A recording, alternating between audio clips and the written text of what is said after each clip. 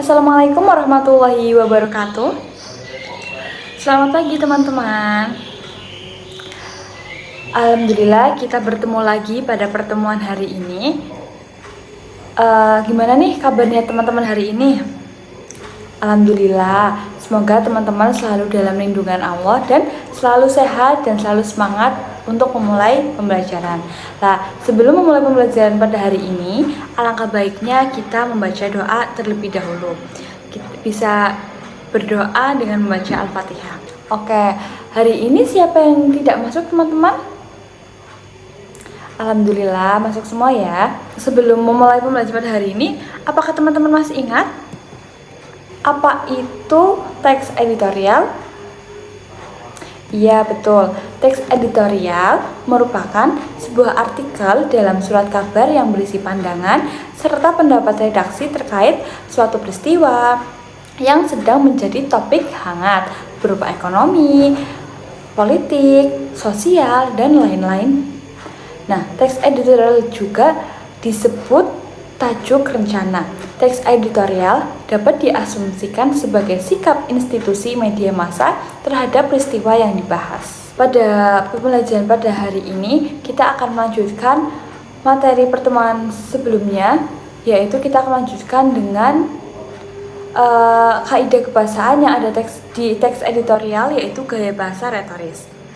Minggu kemarin kita sudah membahas teks editorial dimulai dari pengertian, struktur, dan kaidah kebahasaan.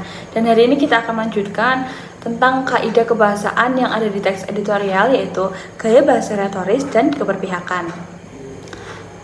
Nah, di sini ada gambar surat kabar dan berita yang ada di TV. Teman-teman, pernahkah kalian membaca teks editorial di surat kabar atau media online? Pastinya teman-teman pernah membaca ya, dan tidak asing dengan teks editorial. Lah, mengapa sih teman-teman penulis teks editorial sering menggunakan bahasa yang menarik? Pastinya teman-teman kalau membaca berita pasti akan melihat dulu judul beritanya. Biasanya kalau menarik perhatian kalian pasti akan membacanya. Lah, di materi pada hari ini kita akan membahas bagaimana sih penulis teks editorial menggunakan bahasa yang menarik. Sebelum kita bahas materi hari ini, alangkah baiknya teman-teman tahu tujuan pembelajaran kita pada hari ini. Tujuan pembelajaran pada hari ini diharapkan peserta didik mampu mengidentifikasi isi dan isu yang dibahas dalam teks editorial. Yang kedua, peserta didik mampu menganalisis struktur dan kaidah kebahasaan teks editorial. Dan yang ketiga, peserta didik mampu mengidentifikasi penggunaan gaya bahasa retoris dalam teks editorial. Yang ketiga, peserta didik mampu mengidentifikasi penggunaan gaya bahasa retoris dalam teks editorial. Yang keempat, peserta didik mampu menganalisis keberpihakan penulis terhadap isu yang dibahas dalam teks editorial.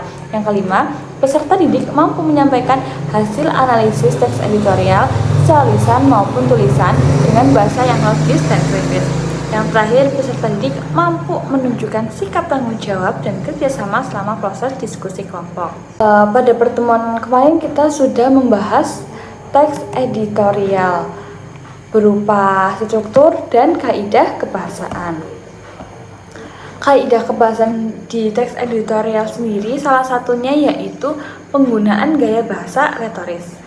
Di sini Ibu akan menunjukkan contoh teks editorial yang menggunakan gaya retoris. Teman-teman bisa membaca dan menyimak contoh yang Ibu berikan ya. Yang pertama yaitu judulnya Sampah Plastik, Masalah Kecil atau Ancaman Besar. Setiap hari kita menggunakan plastik, mulai dari kantong belanja, botol minuman, hingga bungkus makanan. Namun, pernahkah kita bertanya kemana semua sampah plastik itu pergi setelah dibuang? Apakah benar sampah akan hilang begitu saja hanya karena sudah berada di tempat sampah? Faktanya, sampah plastik menjadi persoalan lingkungan yang semakin mengkhawatirkan. Sungai dipenuhi limbah, laut tercemar, dan hewan-hewan kehilangan habitatnya akibat tumpukan sampah. Ironisnya, masyarakat seringkali masih menganggap penggunaan plastik sekali pakai sebagai hal yang biasa, Bukankah kebiasaan kecil yang dilakukan terus-menerus dapat berubah menjadi masalah besar? Pemerintah memang telah membuat berbagai kebijakan untuk mengurangi penggunaan plastik, seperti pembatasan kantong plastik di pusat perbelanjaan. Akan tetapi, apakah aturan itu cukup jika kesadaran masyarakat masih rendah?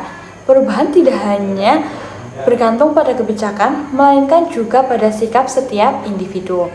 Sudah saatnya masyarakat memandang persoalan sampah plastik sebagai tanggung jawab bersama, membawa tas belanja sendiri, menggunakan botol minum isi ulang, dan memilah sampah merupakan langkah sederhana yang dapat dilakukan.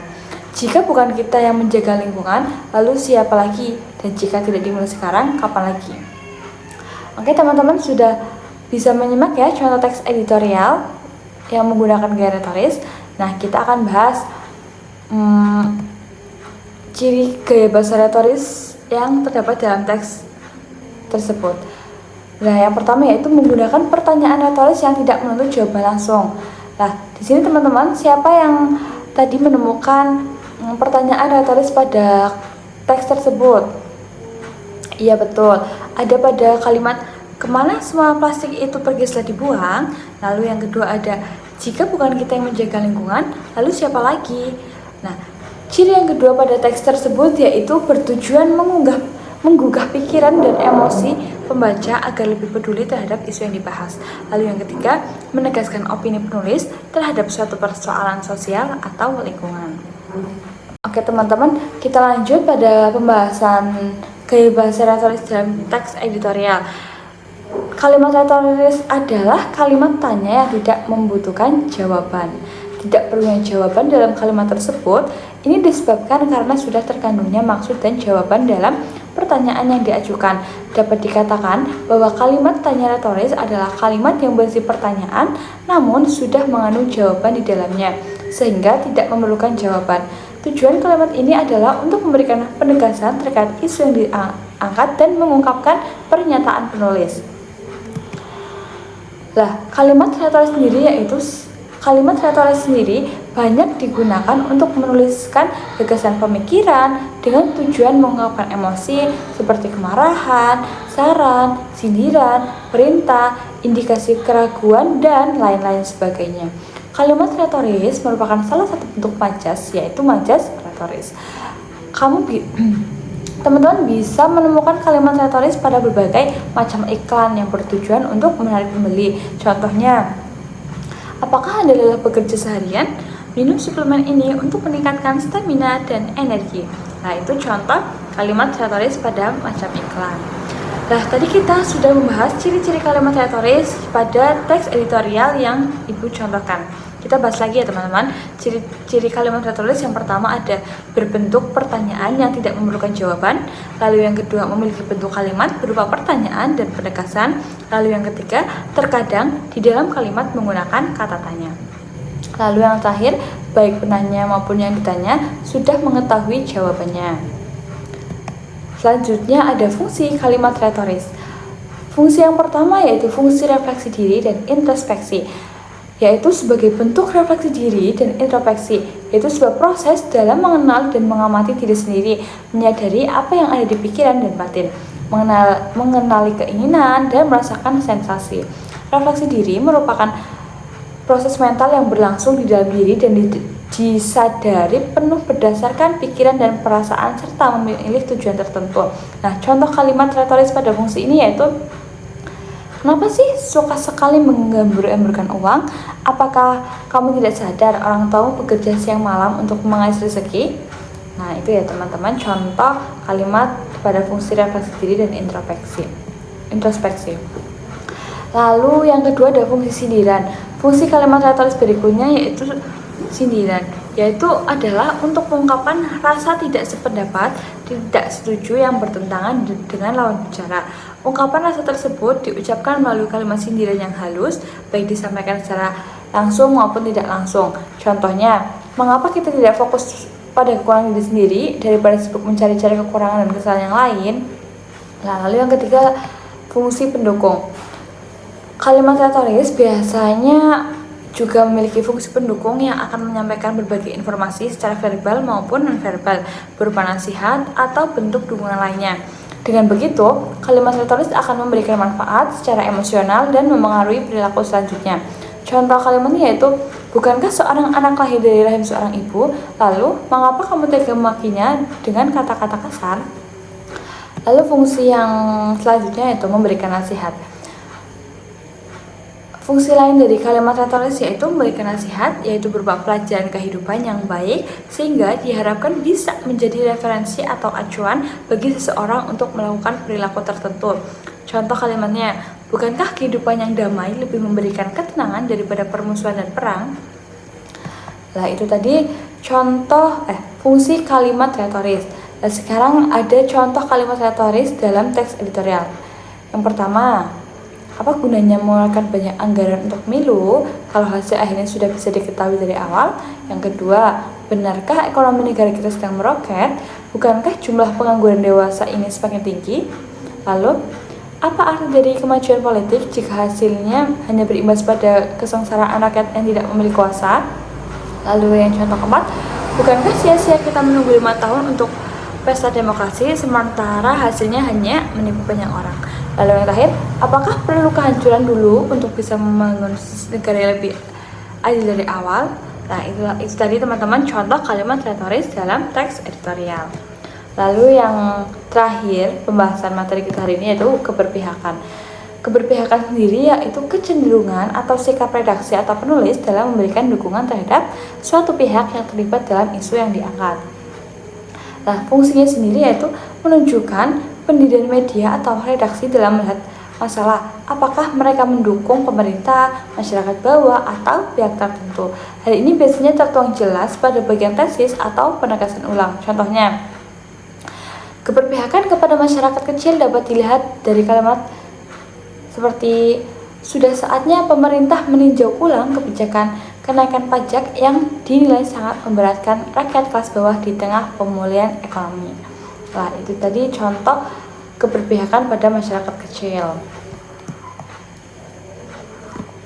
Itu tadi materi gaya bahasa retoris dan keberpihakan penulis. Selanjutnya teman-teman, kita tugas ya teman-teman. Petunjuk penugasannya yang pertama, teman-teman bisa bikin kelompok ya teman-teman, 4-6 orang. Lalu teman-teman baca dan cermati teks editorial pada LKPD yang ibu berikan. Lalu teman-teman bisa diskusikan pada teman sekelompoknya dan tentukan isi utama dalam teks editorial. Lalu analisis gaya bahasa retoris dan keberpihakan penulis terhadap isu yang dibahas. Terus tuliskan hasil diskusi pada LKPD. Nah, nanti dikumpulin minggu depan ya teman-teman. Nanti kita bahas jawaban yang sudah teman-teman berikan. Teman, itu saja materi pembelajaran kita hari ini. Bisa kita simpulkan bareng-bareng ya teman-teman. Teks editorial merupakan tulisan. Bisa kita simpulkan bareng-bareng ya teman-teman. Teks editorial merupakan tulisan yang berisi pandangan redaksi terhadap isu aktual dan kontroversial.